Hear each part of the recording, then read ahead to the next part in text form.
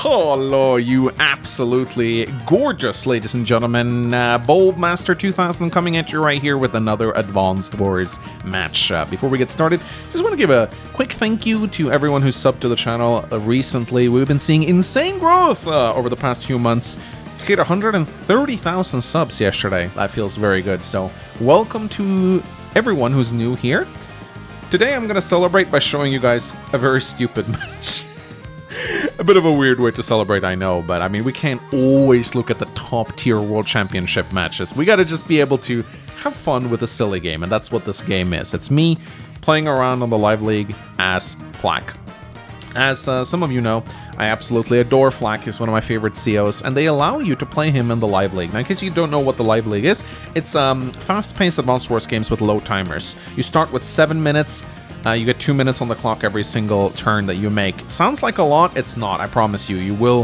You're dangerously close to running out of time if your matches go on for a long amount of time. It's kind of like playing Blitz chess. It's very fun, very exciting. I love doing it. And they let you play as Flak in Tier 4, which is just amazing.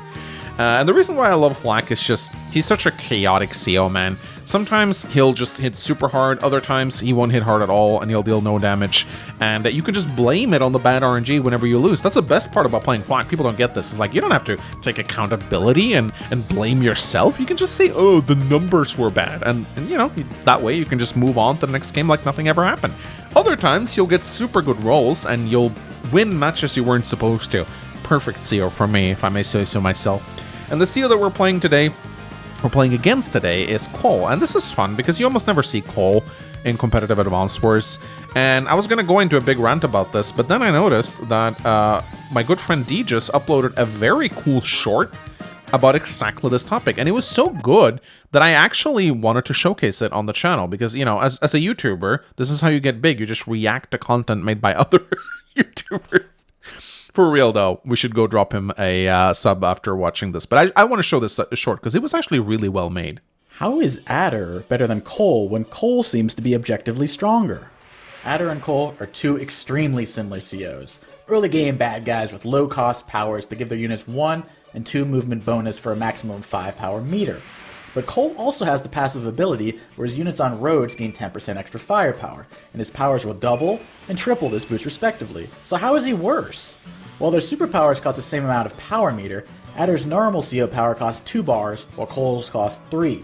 This means Adder can spam out his CO power way more often, even twice in a row if he has a full power bar. And because powers also give a 10% bonus to firepower and defense during the turn they're active, this small difference actually results in Adder having a much higher win rate than Cole on most maps. Sorry, I muted myself right there. That's a well-made video by DJs, and he's made a lot of these really great shorts lately. I'm not personally a big fan of YouTube shorts, but they are great for stuff like this, so definitely go drop a sub to my good friend DJs if you want to watch some stellar Advanced Wars content. He's definitely one of the best Advanced Wars channels on YouTube right now, I think. So, anyway, back to the game. I'm playing against Cole, and if you take a look at the map, it kind of makes sense why my opponent picked Cole right here. There are a lot of roads on this map. It's called Broken Loot, and you can see it has all these roads connecting the cities. Now, of course, one very disappointing aspect of Cole is that he doesn't get this bonuses on bridges. He only gets the bonuses on actual road tiles, which is a change I think they should just make to the site, honestly. Like, I feel like this was just an oversight by the developers. I mean, bridges are just roads on water. I mean, come on. So, but yeah, you don't get the bonus on bridges, but you can see there are many strategically placed roads right here connecting the cities. So, I'm not saying Cole isn't viable on this map, it's just that there needs to be a lot of road tiles to ever pick him over Adder. But my opponent picked him, and I'm happy he did, because this ended up being an absolutely wacky matchup. Never met this guy before, Bazelga, 1129 rated player in the Global League, so pretty good. And yeah, we're going to take a look at this crazy game right now, ladies and gentlemen. Get ready! It's about to begin. So, I am playing Flak up in the black trunks up here in the north. My opponent is playing Cole in the white trunks down here in the south. And the first thing we're obviously going to do is capture the neutral base first. You always want to capture the neutral base first. We also got this island right here with a comm tower and a airport. So you definitely want to get either a T-copter or a black boat to go get that island. In fact, black boats are pretty good on this map, and I think I do end up building one here because, as you can see, there's a shoal right here, and you can move the black boat down here to transport infantry, almost next to the enemy HQ. Super exposed HQs on this map, by the way. Notice how like close they are to each other. Like if one infantry is standing on top of the HQ, he can almost wave at the infantry on the other side, right? And there's also mountains here, which you can use to like stage an assault. You can put the infantry on the mountain where it's protected, and then actually go and capture the HQ. So very, very exposed HQs. I think for live games, where maps where you can't pick Sami, that's probably fine. Obviously, if there are maps where you can't pick Sami, then you don't want exposed HQs because you're just begging for a victory march, right? At least then Sami should be like a tier higher or something, if that's going to be the case. So, definitely pay attention to the HQs in this match. It's about to get pretty crazy. So, both players just moving out. I go for the comm tower early. This is something I like doing in live games because having that early firepower boost is just very nice in early engagements if you plan to harass your opponent. I think with a comm tower and you have a small firepower boost, your tanks can one-shot recons on roads and plains, which is very nice. So I just go for that comm tower immediately, because in live games you do tend to get aggressive early, or at least I like to do that. I do build tanks. So I open up 2 tanks. I'm not really a big fan of going arty firsts or artillery first in live games. They're just incredibly hard to use. So I just like spamming tanks and battlecopters, maybe sometimes recons. So I go for the port immediately because I really want to try and get my hands on. Actually, now that I do need to point one important detail out that I actually forgot to mention at the start of the match. This airport is the only airport. So actually you have to build a black boat. You can't build a T-copter because there are no other airports to actually build air units on. So you're forced to build a black boat, which is actually very good because you can see this map is really structured around that. In fact, this base right here has a very slow, like you have to move over the mountain and stuff like that. So, in fact, I think that there are even arguments for maybe building a lander in the late game if you get far enough out into the late game, because that lander would be able to transport vehicles directly to the HQ. In fact, you could build a rocket. You could go 1, 2, 3, 4, 5. You could drop the lander here, 1, 2, 3, 4, 5. And you're almost in range of the HQ immediately. So if this match goes on for long enough, again, a lander is still a significant investment, but it's still something to keep in mind. So my opponent now is moving out with his 2 tanks. He's also spamming tanks, which again is pretty much live league meta. So here again, I actually build a black boat immediately on day 8 because I really want to grab that airport and I want to grab the comm tower early on so I get that 20% boost. With Flak, it's so nice when you have maps with 2 comm towers, man. It just feels like his RNG is better. Of course, that's complete superstition. That's not the case at all. But it's just, Flak feels bad on 0 comm towers. Like, you just feel like you have to get very lucky to get anything out of him. But with that 20% bonus, it's just so much easier to kill units with your power-up. It might be a bit of a psychological thing, but I always thought that was the case. So my opponent now building a black boat, which is nice. Both of us, like, when you see that your opponent is building a black boat, you pretty much have to build a black boat because you don't want your opponent to have an airport and a comm tower over you. That is not going to be nice. So, anyway, there we go. So we're on day 9 right here. Both players are equal in the capture game. I went for my comm tower a little bit faster than my opponent, but my opponent is capturing the comm tower now as well, so should be fine. Day 9 rolls in, and we're going to start seeing some engagements here right now. So my opponent actually has a tank chain. I do not have a tank chain here because these tanks are 1 turn apart. So if I'm not completely mistaken, I think my opponent actually attacks here. No, okay, he plays passive. So day 10, we actually have not seen a single engagement yet, except for this infantry right here. And here you can see I'm using the black boat, building another infantry. I'm going to transport it all the way down here. This reef does make it a little bit hard to reach all the way down, and I think that's probably intentional. But it's still pretty cool. So, there we go. Tanks are rolling out. I think I said earlier that, wait, 1, 2, 3, 4, 5. Yeah, okay, never mind. You obviously can't cross this bridge right here. I don't know if I said that, but that's probably good to point out. It would be nice, though, if boats could cross bridges. I mean, that's how they work in Days of Ruin, and it's a far superior system, honestly. I mean, it's a bridge. Boats should be able to pass under it, I guess, unless it's like a low bridge.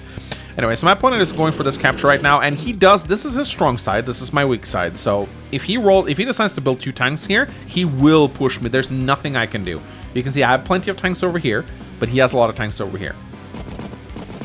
So he goes in, and he feels very confident because he basically outnumbers me as 4 to my 3 tanks right now. So he can bully me off here if he really wants to. But here's the mistake I think he's making. He's also playing very aggressive on his weak side. Generally speaking, I think you should pick a side and attack on that. Attacking on both your strong side and weak side at the same time usually doesn't end well. Now here's a demonstration of why Cole is decent on this map. Because of this road tile, he was able to 2-shot my infantry on the city. That's not something he could have done with just 1 comm tower, or it's very unlikely for it to work. So I finished capping my comm tower right now, and I used my black bolt to get infantry down. And I actually decided to get a little cheeky here with Flak. I actually go because I have 2 comm towers. I'm like, fine, you know what? I'll just go for it. A little bit, and I actually decide. So this is something you can do on your weak side. When your economy is good enough, you can tech up. And that's exactly what I did right here. So sure, I may not have the production capacity to match his tank number, but what I can do is I can build a Neo tank on my weak side and just completely scare him off. So if he wants to keep this brawl going, this Neo tank is going to be costly for him to deal with. And I, of course, take a shot here. So 9-3. I think that is the best roll you can get with Flak with 2 comm towers.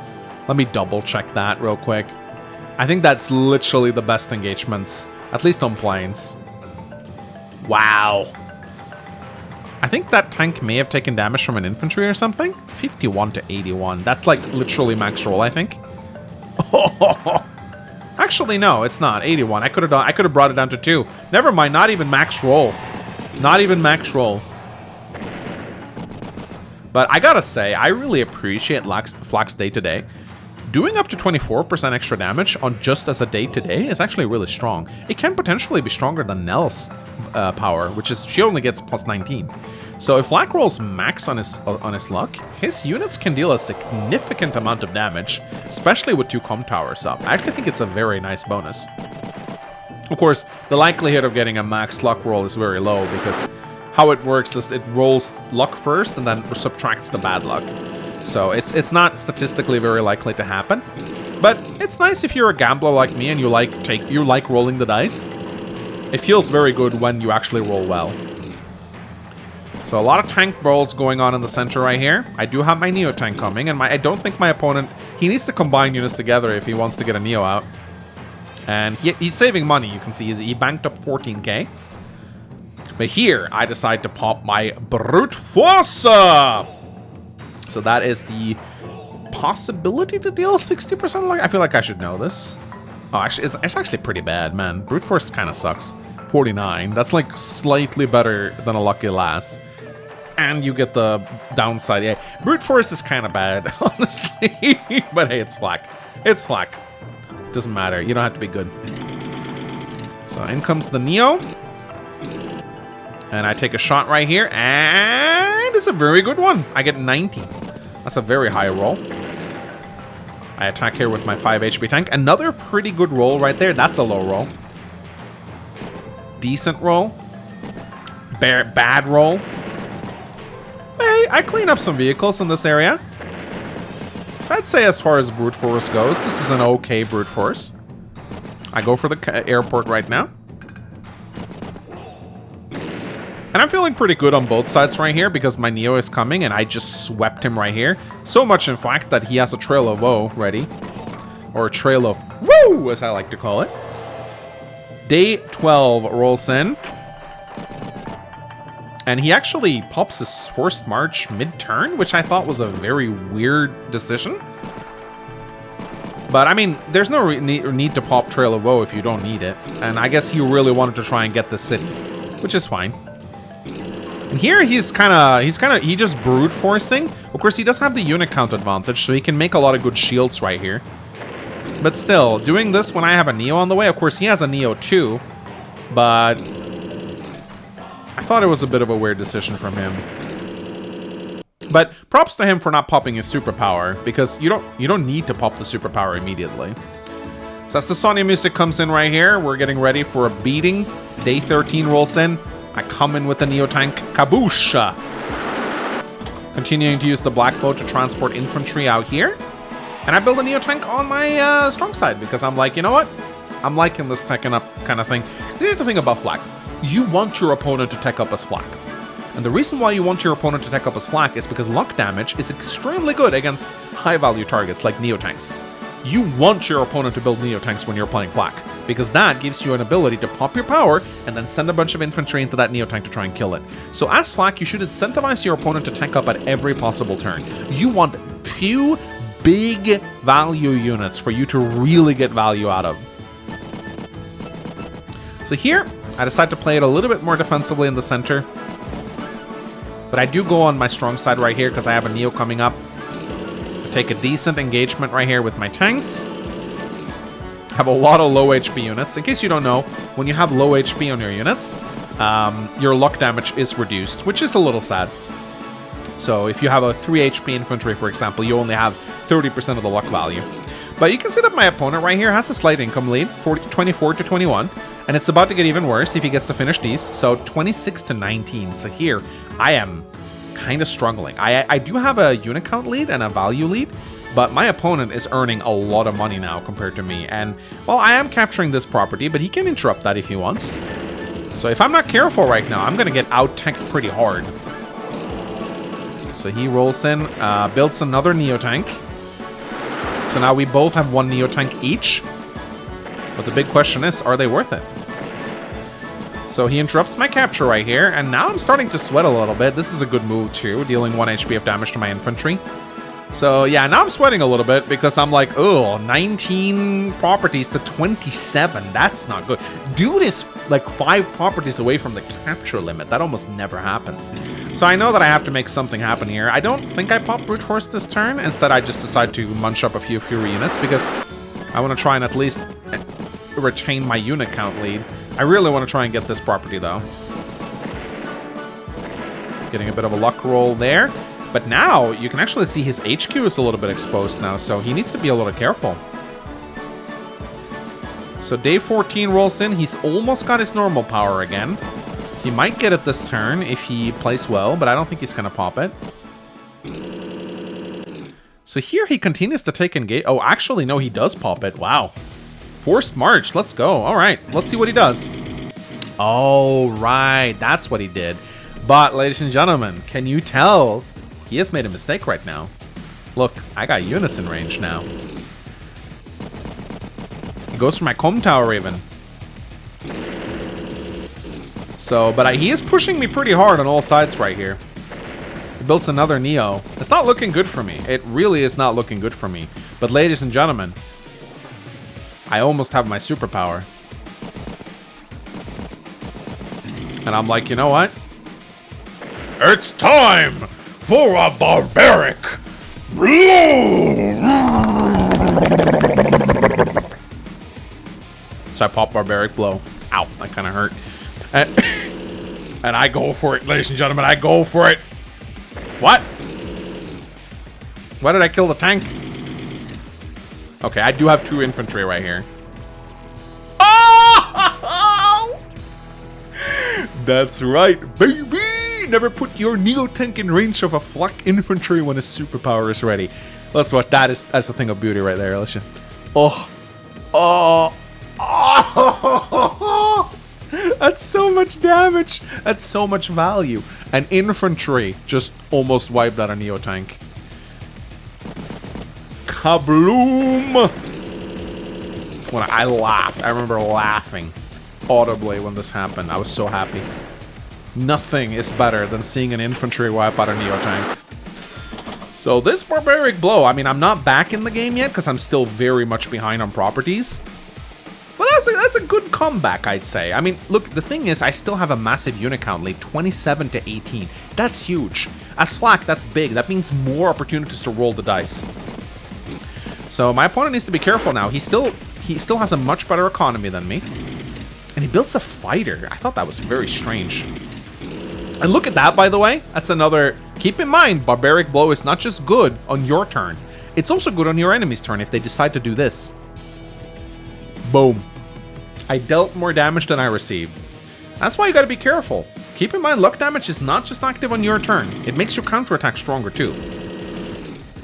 So you need to be careful. This again is very scary to do. Like just look at this. Look at this right now. Look at this engagement. This is scary, man. Can potentially wipe out almost half of your tank's health if I roll a max roll. So I would not, like, I think maybe there's a chance that my opponent had very limited experience going up against Luxios, because I noticed this account wasn't super old. I think this is someone who started playing not too long ago.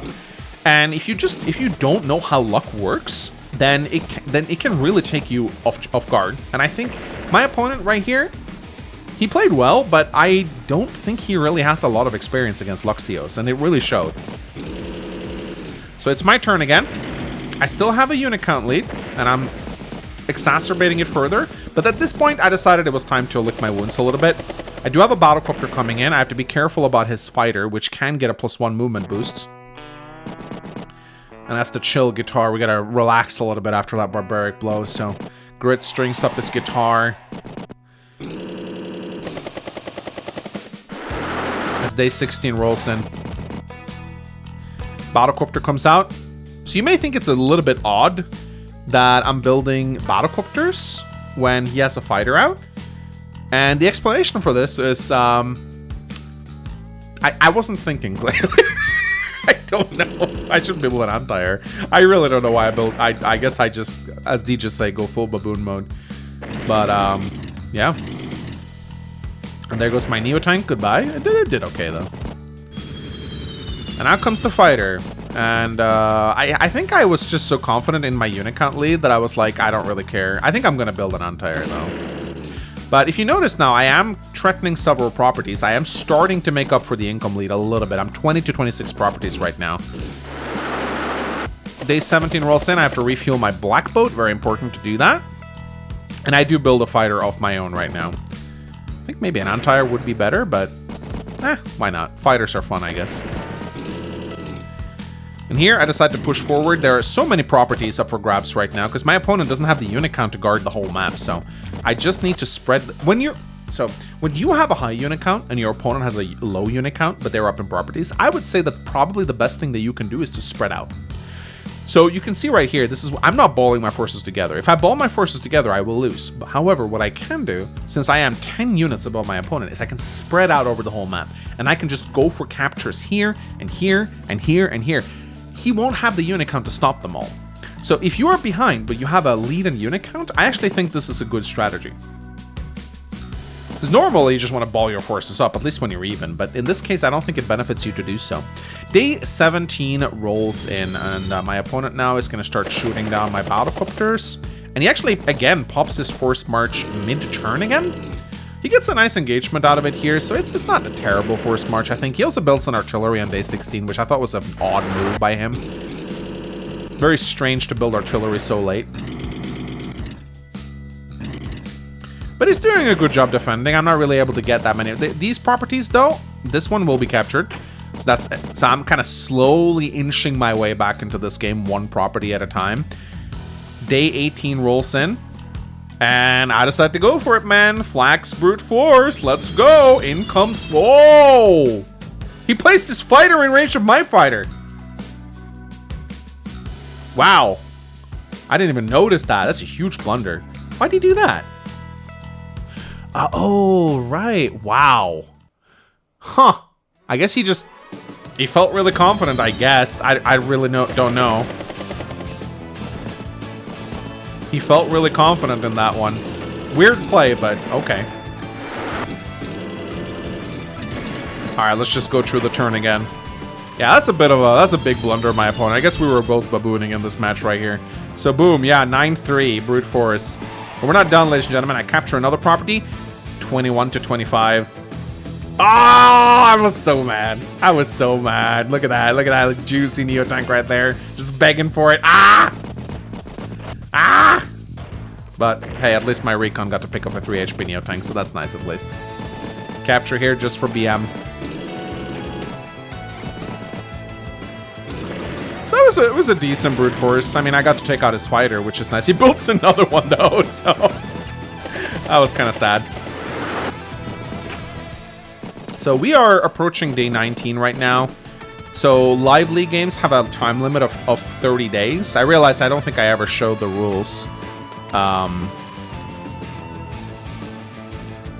Okay, I guess I'm not allowed to. Yeah, you guys are just gonna have to look down here. I'm probably blocking this thing, aren't I? Yes, I am. But yeah, you can see it's a 30-day limit. Wait, day limit is off? What? That's a mistake.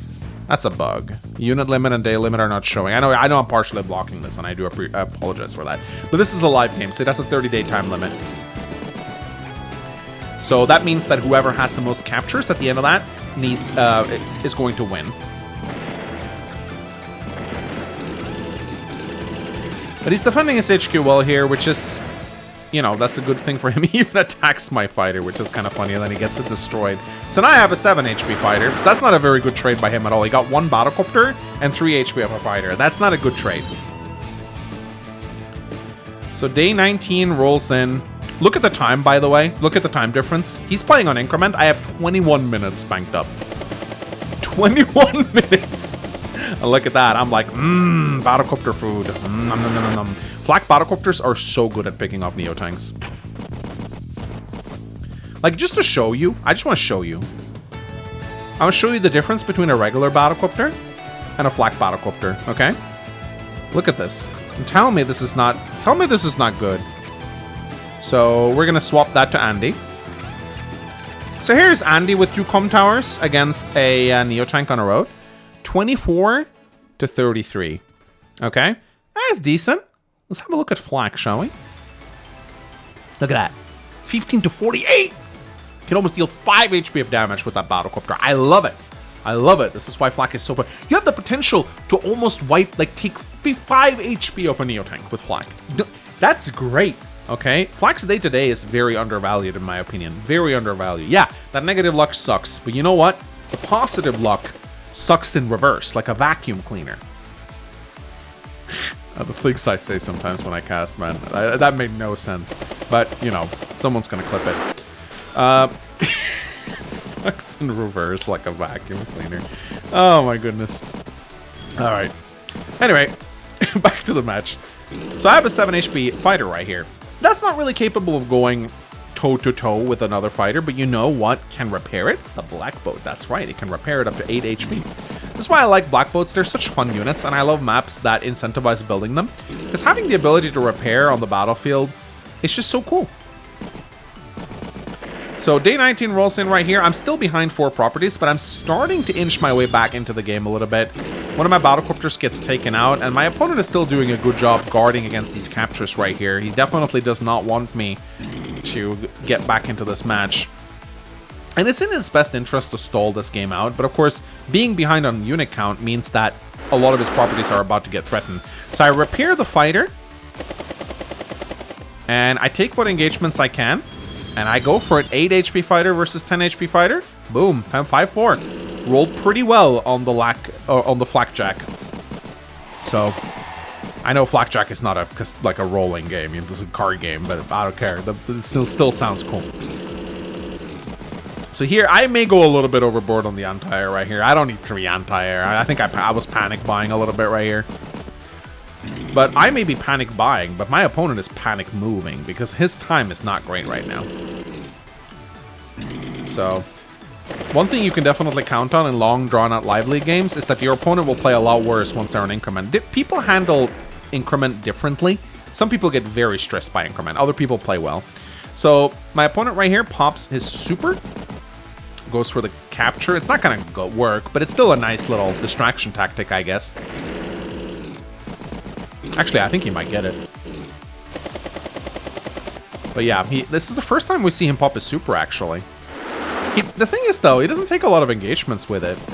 But you don't necessarily need to pop engagements with your power. Sometimes you can just use it to get a strategic advantage, which I think is fine. And I don't know what he was... I don't know what he was thinking here. This is not a good attack. Again, I don't think this guy really knows how Luxios work. He's not playing like a person who knows how luck works. So day 21 rolls in right here. I've almost made it back up to being even. One more property and I'll be even with him. It's time for another Brutus! Let's go. In comes the anti-air. Kablam. Infantry engagements. Nah. You're not taking my cities. Oh, that sucks. I should have attacked the Neo. And the fighter is almost dead. So this fighter has taken out 2 fighters, which is pretty cool. Very valuable fighter right here. And look at that. Oh no, that sucked. But that didn't. Still pretty bad though.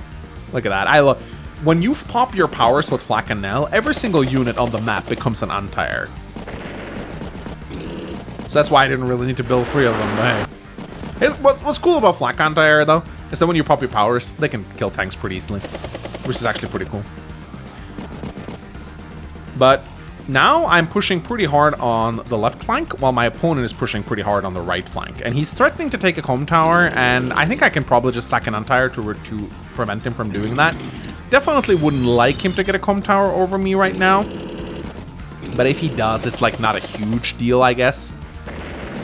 His artillery is doing great. It's actually pretty good positioning of it, though, I will say. Not bad. So he's moving out here. He still has a slight lead over me, 24 to 22k, but not like amazing at this point. Not enough that he can stall out the game and win. So day 22 rolls out. This is a long match. This is a long match. I finally equalized the capture count. 23 properties each, which is very nice. I take out his fighter. And this fighter will become important later. Remember this fighter. This fighter will play a crucial role. And here we go. And again, that was kind of shit. And that was kind of shit. And that was kind of shit. Yeah, not great. Definitely not my finest turn as Flak. Let's just put it that way. Yeah, this was very bad. This was a bad turn as Flak. And he's actually going to get the comb tower. I build a Neo tank to try and ward him away. Day 22 rolls in, and we are pretty even right now, but he does have 3 comm towers to my 1 now, so that's a 20% firepower increase. That's pretty scary. That's pretty scary. So at this point, I was definitely starting to sweat a little bit. I was like, yeah, I need to make something happen right now. So he finishes his turn. So ladies and gentlemen, do you see the game-winning move right now? Do you see it? Do you see the game-winning move? Do you see the game-winning move? Made in 1. Do you see it? This is now a chess channel. I think most of you see it. It's pretty easy. If you look at the map right now, you can see it, right? All right, you ready for the game-winning move? Well, brute force, obviously. 1, 2, 3, 4, 5,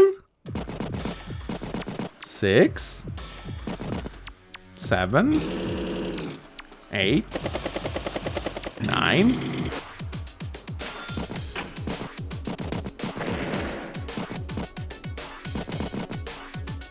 Boom. That 1 HP fighter being used as a wall. That 1 HP fighter being used as a wall. I'm going for the HQ cap. Let's see if he has a choice. Let's see if he has a response. In comes the tank. He's taking a bunch of engagements right now. And he pops his forced march. Repairs his infantry. This was well played by him. But he does get the copter down, and he actually does get the interrupt. But it's like he's not realizing the gravity of the situation. I think he kind of realized mid-turn, because now he's starting to move all of his units over there. I capture. But he doesn't have an anti-air. For some reason, he only has an anti-air here. He should have built it here, probably. But I'm like, nah, I still think I can win this. So, Neotank here, Battlecopter here, join cap, and boom. And he has no way to destroy the Neotank in time. No way to destroy... If he had luck damage, if he played Flak, he would have had a chance to break through this. But he didn't. He didn't pick Flak. So he spent a lot. He's also playing on Increment, which was just the last thing you want when trying to solve puzzles. So he tries to break through. But I've done a join cap, ladies and gentlemen. So no matter what he does here, he's not going to get it low enough. I don't know what he was trying to do here. He has a full HP tank here that can still go for the interrupt. Boom. Nope. I pulled a miss. I forgot that I did. That's kind of rude. It's kind of rude. I built another missile as well. It's kind of cruel, isn't it? So yeah, this is a really fun match. I hope you guys enjoyed. Not a top tier match, not a championship tier match, just a silly little match playing as Flak. Hope you guys enjoyed. I'll see you guys next time. Bye. Come.